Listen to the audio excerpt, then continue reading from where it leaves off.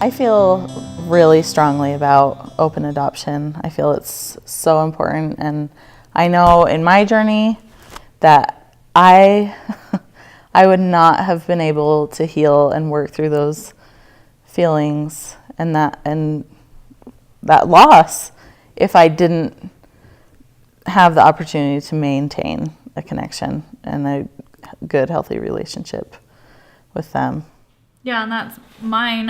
Like I said earlier, my adoption has become a lot more closed than what I thought it was going to be. And I can say from a birth parent's point of view, the reason why open adoption is so important, there's been times where I am so struggling so much with my adoption, and really the answer would just be one picture. Mm-hmm. I know it sounds silly. I know it sounds like really one picture is going to make that much of a difference, but it does. Mm-hmm. For a birth parent, sometimes it's just that simple. You just need a picture of their smiling face to see, or a visit to see that they are happy, that you made the right choice, that they're with their family. Yeah. And not having that contact can just dig and dig and dig at you. And it gets to the point where, you know, you start questioning yourself, you start questioning your decision, which is something a birth parent never, ever wants to go through. Mm-hmm. And that's why open adoption is so important, because just taking, 5 seconds with today's technology to send a text message or a Facebook message of a picture can make a world of a difference for your birth mother's emotional state and where she's at in her healing process. Yeah, it does completely. I mean, I know that there have been times where I'm having a down day and I will text his mom and I'm not really saying I'm sad, I'm having a hard day, but she knows it. Mm-hmm. And she will send me a picture or a video, and it turns everything around. Yeah. It's really wonderful. It means a lot to see the fruits of your sacrifice. Yeah. Mm-hmm. To see that family enjoying each other, to see that happy kid means a ton. But also, it means a lot to know they remember you. Exactly. It means a lot to know that you're still present in their hearts and in their home and in their family, that they love you. I can't tell you what it meant to me. And then, just to know that they loved me, to know that they remembered me and that I was in their thoughts and prayers. That's just, I can't say how grateful. Yes. Yeah. And I think it's really, the thing that I always worried about is I never wanted him to think I didn't love him. Yeah. I never wanted him to have unanswered questions.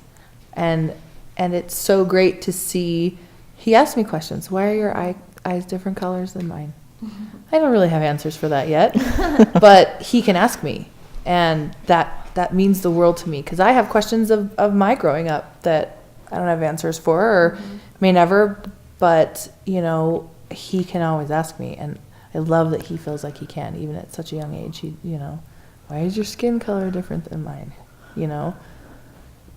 Don't just different things, and that is what I hoped it would be, that he would be able to calm his fears and questions that he had about this part of his life, because adoption's complicated and difficult, and his heart will break at some point, and that will be on me, and that's okay. But I want to calm any other pain or question or fear that he may have about this whole process, and that he can ask. He may not like the answer, or I may not have one, but that he feels like he can ask is the best thing about this. Well, in the adoption world, the culture has changed, and our protocol has changed dramatically over a short amount of time. We've had really exponential progress and really just changed things. We did things the same way for generations, and now it's been turned completely different. And the reason is because while it benefits birth parents, oh my gosh, I've met some birth moms who are just still really sick and hurt and damaged by the effects of what the adoption system used to be. And it helps adoptive parents, but most importantly, and the reason that we have changed is because in most cases, we have seen that open adoption benefits the child, and that there are negative repercussions to closed adoption. And not every kid is the same. Some kids grew up with closed adoption with no issues whatsoever. But even them, if they have a reunification, they're like, "Oh, I didn't know what I was missing. This is awesome." Yeah.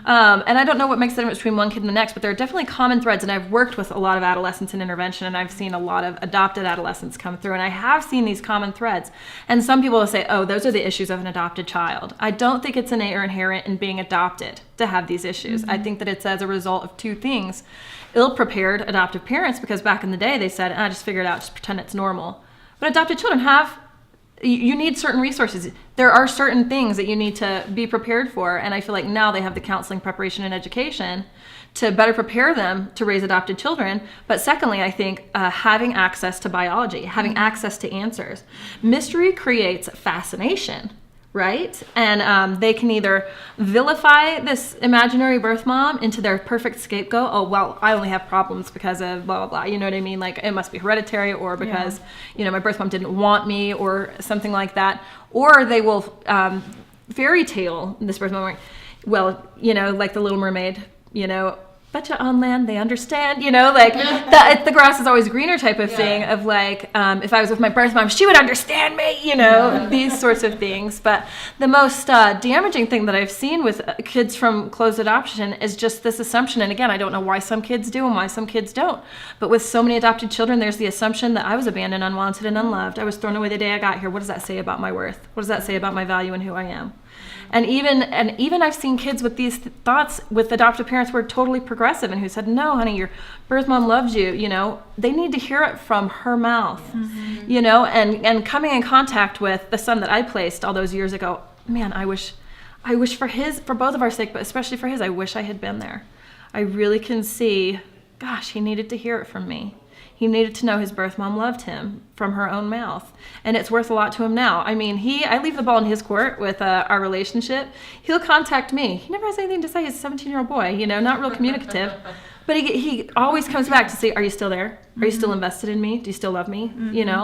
And man, I'm like, yes, I still do. I always will, like always did, So I think the benefits for, and again, people will say, well, open adoption isn't right for everyone. And if you're looking for an out, you're going to find it. I feel like some adoptive parents will go into an open adoption and like, sure, if it works, and then like, oh, well, there's a miscommunication, so obviously it's not for us. She made a mistake, But I think it's a human relationship. You communicate, you set reasonable boundaries, you forgive, you're patient.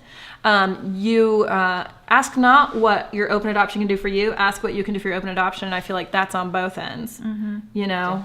Just like a marriage or any other relationship, when both parties are interested and invested in the other person, it's a good and healthy, human relationship. And no human relationship is perfect, but they're worth it.